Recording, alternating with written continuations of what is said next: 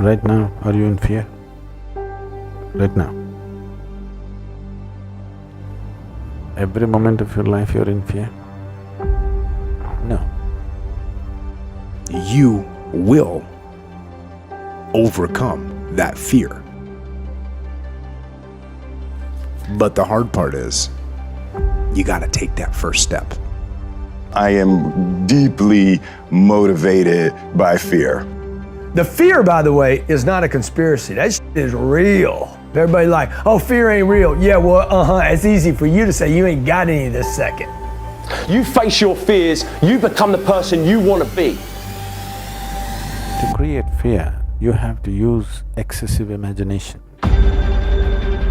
There's a lot of fear, but I understand what the emotion of fear is. It's a subconscious trigger that causes this feeling that I don't like. And it's a go signal for me, not a stop signal for me. Everybody doesn't win. And the sooner you wake up to that biology is ruthless, man, then you get a little fear in you. And when you get a little fear in you, you start listening. Because if you're truly afraid, you listen. Let a little fear come in and drive you and motivate you. My first time I talked, I literally went up and blanked out. If you're afraid of pull-ups, do pull-ups. If you're in squats, do squats. If you're afraid of public speaking, go speak in public. Face your fear. It's hard, it's an uphill battle, but I know you can do it. Whatever it is that you want to do right now in your life, but you've been sitting on the fence waiting, doubting yourself because you are letting fear control you, just do it. You ain't going to be nowhere until you start taking the first step. Fear is always going to be there. Give yourself the power, and the more you face your fears, the more powerful you become. Champions are made in these moments. Because it took me 2 years to get over the fear. It took me 2 years to get over the anxiety. It took me 2 years to finally say, Goliath, here I come. Always something. You will never ever have a problem-free moment in life. Goliath, you might be taller than me, you might be bigger than me, you might be stronger than me, but I'm coming. Working on yourself, watching that inner dialogue, it will determine the quality of your life. But I want you to know tonight that we will get to the promised land.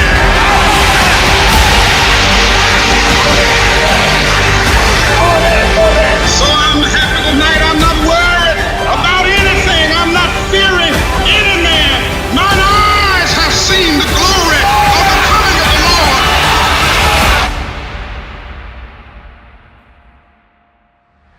I'd rather give everything I got. I'd rather put in work, and I'd rather die trying. So your fear is always about that which does not exist.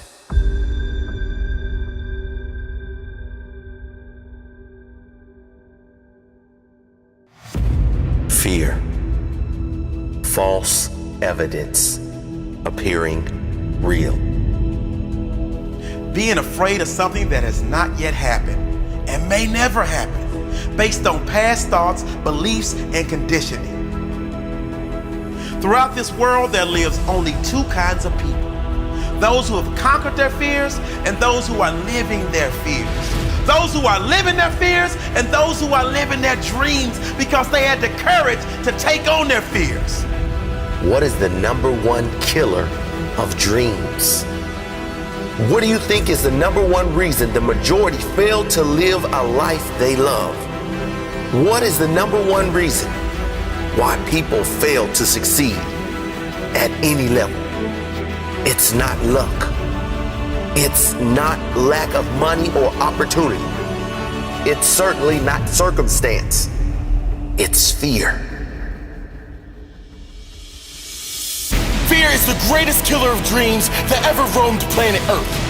Fear is that voice inside you that says you can't. The voice that gets louder and stronger every time you listen. Every time you let fear dictate your decision, fear grows stronger. Fear grows bigger. Fear is the voice of average, the voice of the settler. Fear must die. Fear will die. The only way you can change is to step right into your fear. You must step right into fear. You must sum up all the courage inside you and do the thing you fear most. Failure may come. Your greatest fears may be realized.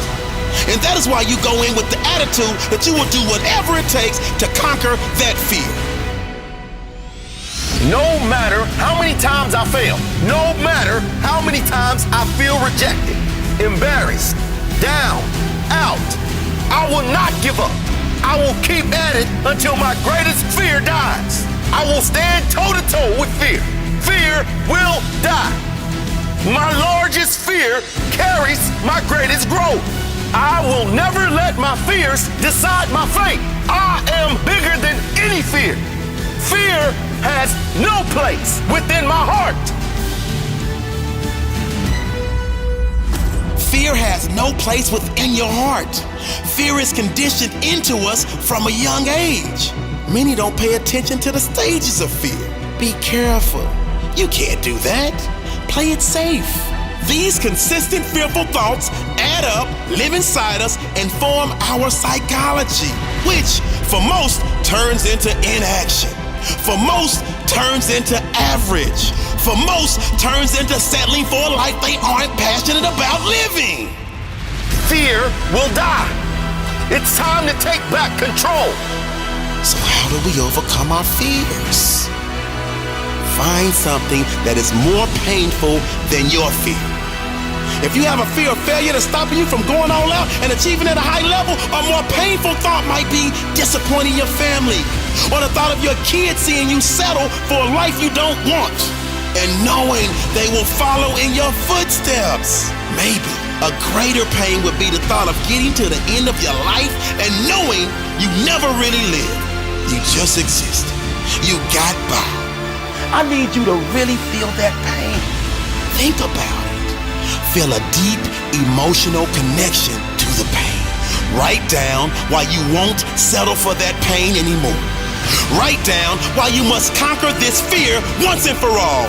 Why you must. What would be worse than your fear? We say it all the time. What is your reason? You have to have a strong enough reason why you must. They say if you have a strong enough why, the how will come, the results will come. Why must you do this? Be more fearful of what it will cost you if you don't do it. Be more fearful of the impact it will have on your future if you don't take action. Be more fearful of how it will impact the lives of your loved ones if you don't take action. What will it cost you? What about if you do face it? What about if you do conquer it? How will it improve your life? Who else will benefit? Fear will not stop me if my desire to win is strong enough. Fear will not stop me.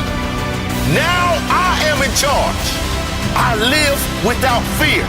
I fear nothing but a mediocre life. I fear nothing but an average existence. I fear nothing but an unlived life. I choose to live free, free from fear. Now I am in charge. I am in charge. Freedom! What would you do if you had no fear of failure? Why are you waiting?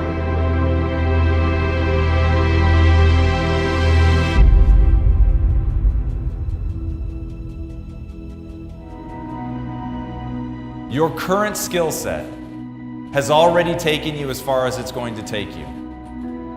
If you don't put yourself on a path to learn and very aggressively, where you are now is where you'll be in 5 years. The key is crossing that chasm of skill set.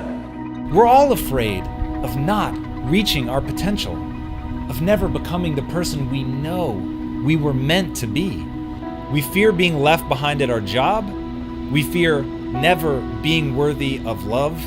We fear being stupid or emotionally weak. We fear not having enough followers and friends. We fear waking up one morning and realizing our best is already behind us. Or worse, our best was never very good to begin with. Remember, you're an adaptation machine. Your job is to place yourself under stress and then force yourself to grow. So back to Mr. Yoked, you don't get those muscles by looking at the weights. You get those muscles by going under the weight and not stopping when it hurts. You stop when you can no longer recruit the muscles enough to move the weight. That's when you're done. Your job is to push yourself to the limit of what you think you're capable of and then go past that. And when you're able to push yourself past that, when you're able to get into the Goggins reps, as I call it, when you're able to exist in that zone, long past where it started hurting, long past when it got boring, long past when you were terrified that you'd never be able to do it, that's when you'll begin to adapt, because you're telling your body, adapt or die.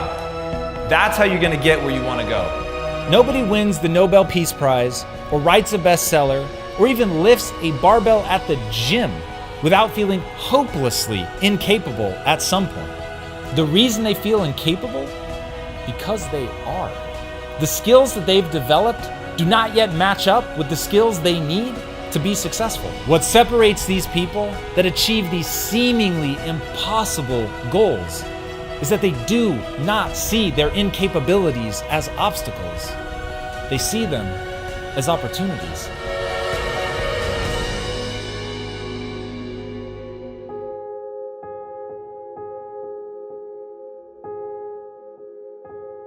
How bad do you want it? How bad do you want to achieve greatness? How bad do you want to achieve your greatness? Because let me tell you something, it is inside of you. It is inside of me. It is inside of every single person watching this video right here, right now. You do not understand just how great you can be because you are letting other people infiltrate your thoughts, your dreams, your goals. When is enough going to be enough? When are you going to get passionate about attacking your goals? You are either the predator or the prey. You are either getting up every single day trying to survive, or you're getting up every day ready to hunt.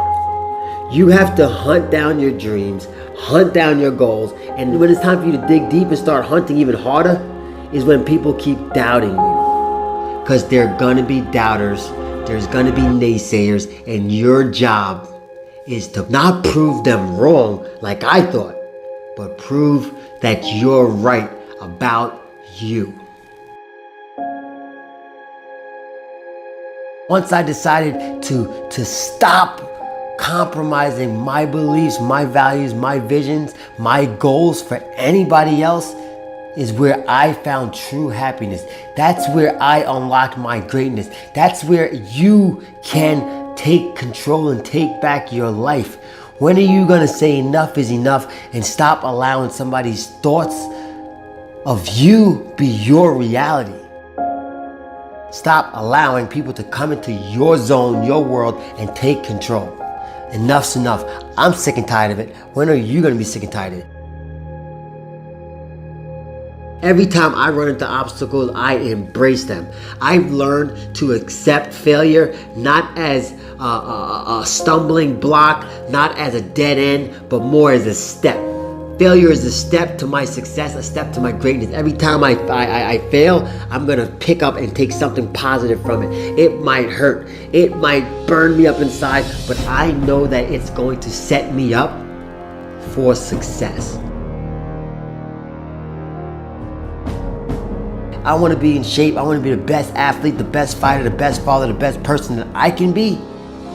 Then it's no sacrificing or shortcutting greatness.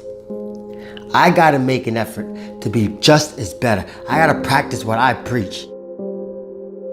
I'm gonna focus on the one person that I can control and I can make happy, and that is me. If you want it, then go and get it. Don't wait till everything is perfect, because it's never gonna be perfect. Your greatness will never be perfect. Some of the greatest minds, the greatest thinkers, the greatest innovators were looked at as crazy. They weren't ready for their greatness. They just took a leap of faith. Jump and grow wings on your way down.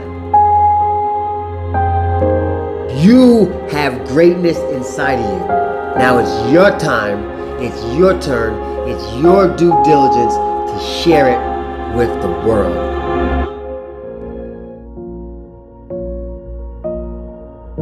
How do you find the strength to keep pushing through when everything in your life is so messed up? I know some of you are there, in the darkness, but trust me when I say there is always hope. And quickly and aggressively remind yourself that you are alive. You're broken. You're battered. You're torn apart on the inside. What do you do when your heart stops, but you're still alive? When you feel like you're giving everything and you ain't got no more to give. When your world has been turned upside down, inside out, and you can't find one reason to live. What do you do when your heart stops, but you're still alive? You're alive, and nothing out there, no problem, big or small, is worse than being dead. Nothing.